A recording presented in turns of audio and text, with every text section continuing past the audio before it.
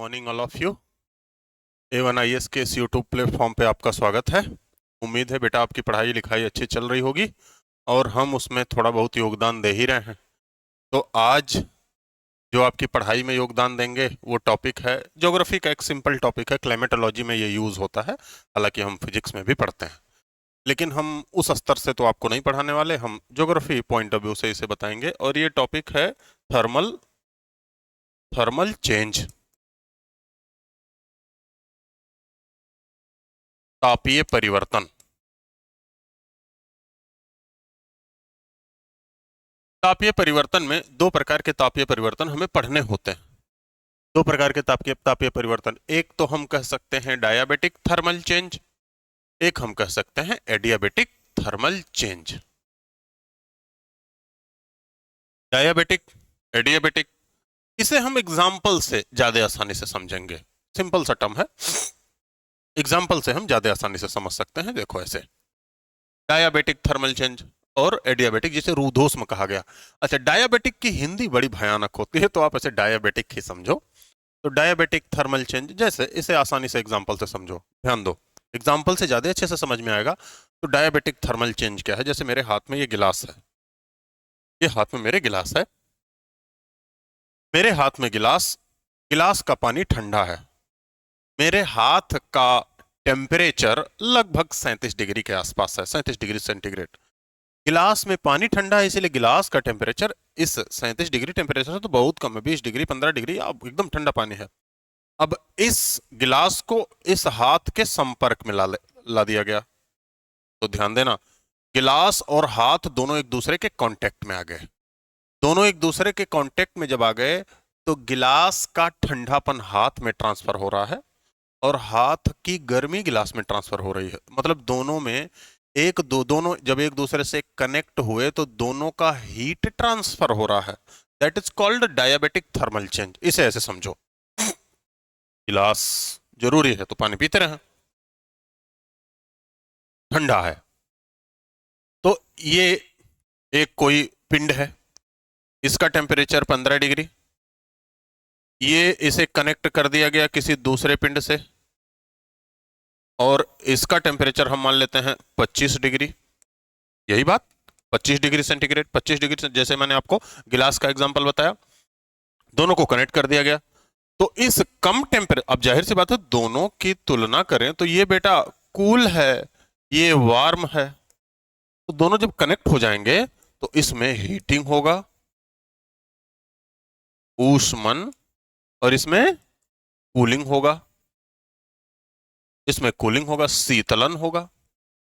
ऐसे ही तो मैं डायबिटिक का एग्जांपल बोल रहा हूं, अभी एडियाबेटिक हम नहीं कर रहे हैं, अभी डायबिटिक का एग्जांपल जैसे समझो, है ना। जैसे ये, यही मान लेते हैं ऐसे गिलास है, ये गिलास है, इसमें पानी भरा है,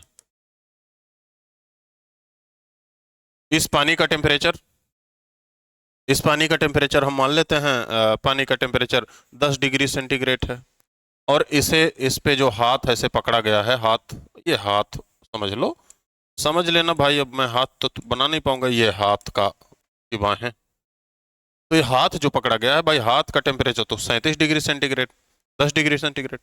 तो गिलास में क्या होगा? गिलास में होगा हीटिंग, और हाथ में क्या होगा? हाथ में होगा कूलिंग।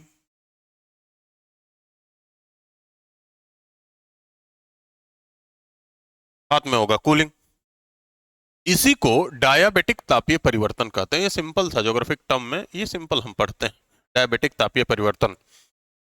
गिलास और हाथ के संपर्क से अब डायबिटिक तापीय परिवर्तन, डायबिटिक थर्मल चेंज हो रहा है। ये डायबिटिक थर्मल चेंज तब तक चलेगा बेटा जब तक दोनों का टेम्परेचर सिमिलर, दोनों का टेम्परेचर एक जैसा ना हो जाए, तब तक ये डायबिटिक थर्मल चेंज चलता रहेगा। क्लियर? अब इससे कुछ मौसम संबंधी गतिविधियां होती हैं, जैसे देखो कुछ मौसम संबंधी, जैसे मान लेते हैं ये ऐसे एक बॉटल है, ये बॉटल गड़बड़ हो जा रहा है, ऐसे ही एक बॉटल है, ये दारू की बॉटल नहीं है, ऐसे समझ लेना नॉर्मल पानी की बॉटल है, ठीक है।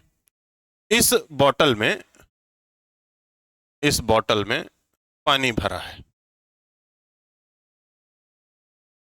इस बोतल में पानी भरा है, कोई लिक्विड भरा है जो ठंडा है। मान लेते हैं वो लिक्विड 4 डिग्री सेंटीग्रेड का ठंडा है। ये बोतल किसी सरफेस पे ऐसे रखी है और इस बोतल से बेटा, इस बोतल से इधर से हवाएं आ रही हैं।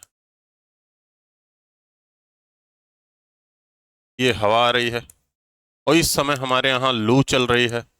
ये एयर मास है, ये हवा है। इस हवा का टेम्परेचर 40 डिग्री सेंटीग्रेड है।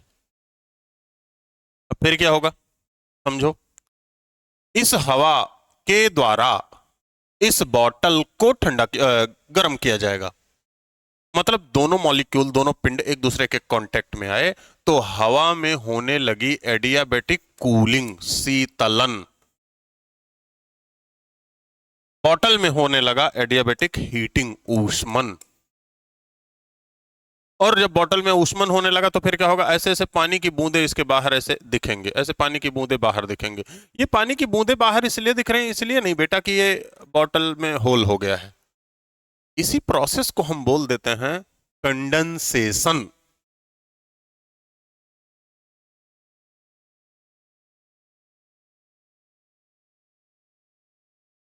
संघनन। इसी प्रोसेस को बोलते हैं कंडेंसेशन। ये भी एक एग्जाम्पल हो गया। और एग्जाम्पल देखो, ठंडक की रात हो,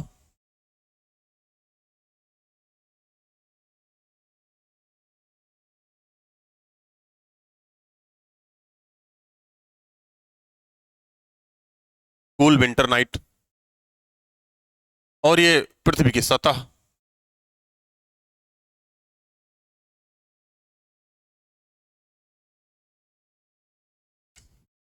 पृथ्वी की सतह का टेम्परेचर हम मान लेते हैं कि लगभग 5 डिग्री से 7 डिग्री सेंटीग्रेड पृथ्वी का सतह का टेम्परेचर पहुंच गया हो ठंडक की रातों में। तो भाई आधी रात के बाद तो इतना टेम्परेचर पहुंच जाता है। अब अचानक अचानक कहीं से हवा आ रही है और ये इस सरफेस को टच करके जाने लगी। अच्छा बेटा, इंसानों के लिए ये ठंडी हवा होगी। क्यों? क्योंकि इस हवा का टेम्परेचर हम मान लेते हैं 13 डिग्री सेंटीग्रेड है। ये हम मान रहे हैं बेटा, ये जबरदस्ती ऐसे मत कहना कि कैसे लिख दिए, ऐसे मान रहे हैं आपको समझाने के लिए। इस हवा का टेम्परेचर, ये जो एयर मास इस सरफेस से टच कर रहा है, इस हवा का टेम्परेचर 13 डिग्री सेंटीग्रेड है, 13 डिग्री सेल्सियस है। तो हम ऐसे समझें, 13 डिग्री सेल्सियस हमारे बदन पे तो हवा लगेगी, वो तो ठंडी होगी, क्योंकि हमारे बदन पे गर्मी देने के लिए तो हवाओं को लगभग 37-35 के आसपास होना पड़ेगा, तब तो गर्म का एहसास होगा। 13 डिग्री सेंटीग्रेड हमारे लिए ठंडा है, लेकिन सरफेस का टेम्परेचर 5-7 डिग्री सेंटीग्रेड है। अब जब इस सरफेस से यह हवा टकराएगी तो देखो, दो वही बात है जैसे मैंने गिलास का एग्जाम्पल दिया। दो पिंड एक दूसरे के कांटेक्ट में आए, कांटेक्ट में आने से दोनों में हीट का ट्रांसफर होने लगा। मतलब डायबिटिक थर्मल चेंज के लिए दोनों को कांटेक्ट में आना जरूरी है। तो फिर हवा में क्या होगा? हवा में बेटा होगा ऊष्मन, हीटिंग। और सरफेस में होगा शीतलन, कूलिंग। और इसी को कहेंगे डायाबेटिक हीटिंग, इसी को कहेंगे डायाबेटिक कूलिंग। और इस प्रक्रिया से फॉग बनते हैं, इस प्रक्रिया से मिस्ट बनते हैं, कुहासा, कुहरा, है ना, धुआंसा, ये सब ठंडक में। आप अचानक देखते होंगे, ठंडक की रातें अभी तो बीती हैं, ठंडक की रात में कभी 2-3 बजे जग के देखो, अचानक कुहासा बनता हुआ आपको दिख जाएगा। कुहासा बनता हुआ आपको दिखेगा कि ऐसे हवा हवा के जैसा वो भी मूव करेगा, क्योंकि अर्थ सरफेस एकदम ठंडा हो जाता है बेटा। और जब अर्थ सरफेस ठंडा हो जाता है तो जाहिर सी बात है उसके तुलना में हवाएं गर्म होती हैं, और जब सरफेस से टकराएंगी तो कुहासा बनता है। इसलिए कुहासे का जो संकेंद्रण होता है, सेंट्रलाइजेशन, नीचे तक ही रहता है, 1 किलोमीटर 1.5 किलोमीटर, उसके ऊपर कुहासा नहीं रहता। कभी फ्लाइट से उड़ोगे तो कुहासा नहीं दिखेगा, फ्लाइट नीचे नहीं उतर पाती क्योंकि हवाई पट्टी नहीं दिखती कुहासा के मौसम में, है ना। तो ये डायबिटिक थर्मल चेंज के कुछ एग्जाम्पल हो गए। अब हमारा जो दूसरा है, दूसरा समझते हैं। दूसरा क्या है? रुद्धोष्म, एडियाबेटिक। एडियाबेटिक थर्मल चेंज समझते हैं। Adiabatic thermal change, adiabatic thermal change को समझने के लिए हम ऐसे समझ सकते हैं, कोई एक छोटा सा पिंड हो, इसे हम, इसका टेम्परेचर 18 डिग्री सेंटीग्रेड हो, इसे हम चौड़ा कर दिए और इसे इतना बड़ा कर दिए, फैला दिए इसे, तो पर मॉलिक्यूल इसका टेम्परेचर कम हो जाएगा। 18 है तो हो सकता है 10 डिग्री सेंटीग्रेड हो जाए। और फिर इसे अगर जो हम कंप्रेस कर रहे हैं, फिर इसे हम कंप्रेस कर रहे हैं, तो फिर ये टेम्परेचर बढ़ा देगा।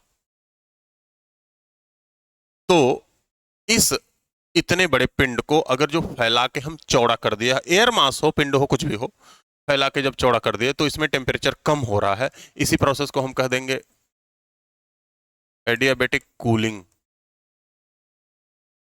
जब इसे फिर कंप्रेस करके इसमें टेम्परेचर बढ़ा देंगे तो इसे कहेंगे एडियाबेटिक हीटिंग। रुद्धोष्म शीतलन, रुद्धोष्म ऊष्मन। इसे हम प्रैक्टिकल एग्जाम से समझाते हैं, जैसे ध्यान दो।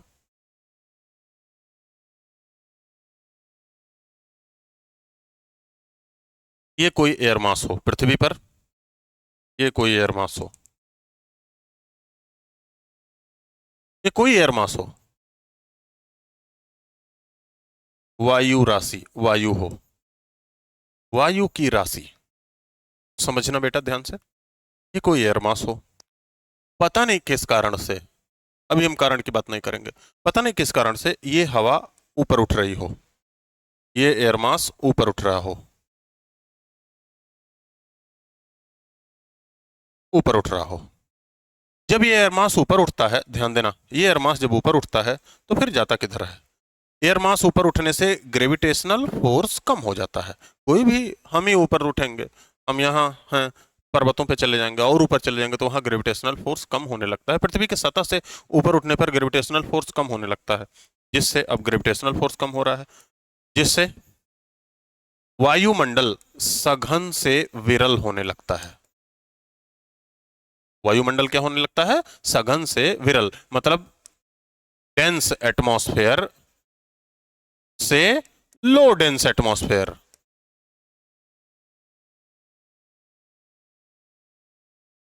डेंस एटमॉस्फेयर से क्या होने लगता है? लो डेंस एटमॉस्फेयर की ओर मामला होने लगता है। तो सघन वायुमंडल से विरल वायुमंडल की तरफ विरलता होने लगती है।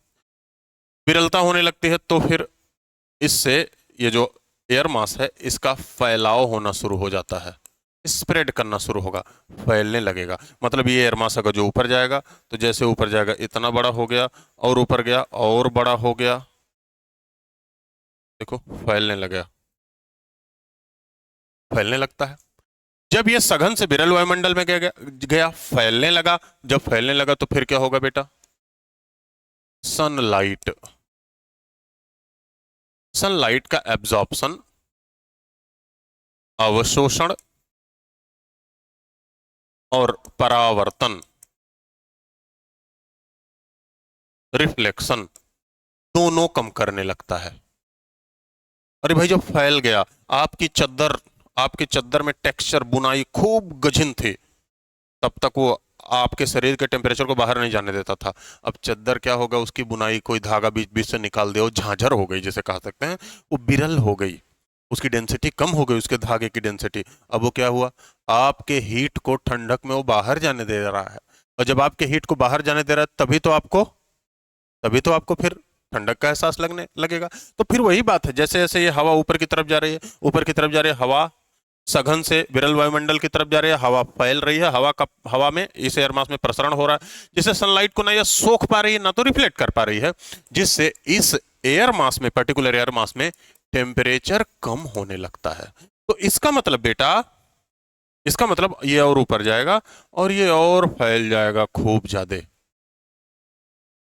तो अगर जो यहां 25 डिग्री सेंटीग्रेड होगा टेम्परेचर, तो हो सकता है यहां 20 हो, डिग्री सेंटीग्रेड हो सकता है यहाँ 15 डिग्री सेंटीग्रेड हो सकता है यहाँ 10 डिग्री सेंटीग्रेड हो सकता है और ऊपर जाने पर यहाँ ऐसे कर लो 25 कर लो, यहाँ 15 कर लो, 15 कर लो, यहाँ फिर 5 कर लो, है ना, इस तरीके से कर लो।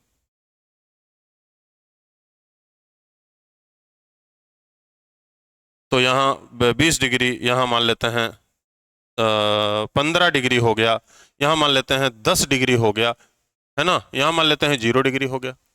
तो जब टेम्परेचर कम होता है और टेम्परेचर जब 0 डिग्री पर पहुंच जाए तो ये ड्यू पॉइंट पे पहुंच जाता है। ड्यू पॉइंट ओशांक बिंदु पर पहुंच जाता है और बादल बनने लगते हैं। और बादल बनने लगते हैं तो प्रेसिपिटेशन मतलब बारिश शुरू हो जाती है।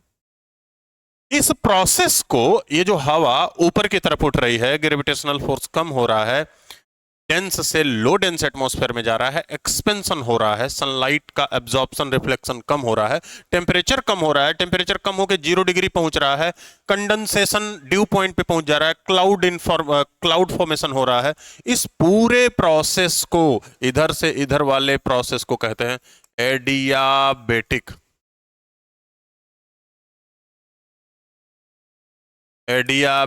कूलिंग,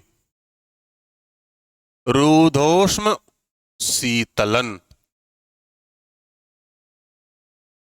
इस पूरे प्रोसेस को क्या कहेंगे बेटा? रूधोष्म शीतलन। रूधोष्म शीतलन। समझ में आई बात? ध्यान दो, इतनी बातें समझ में आई।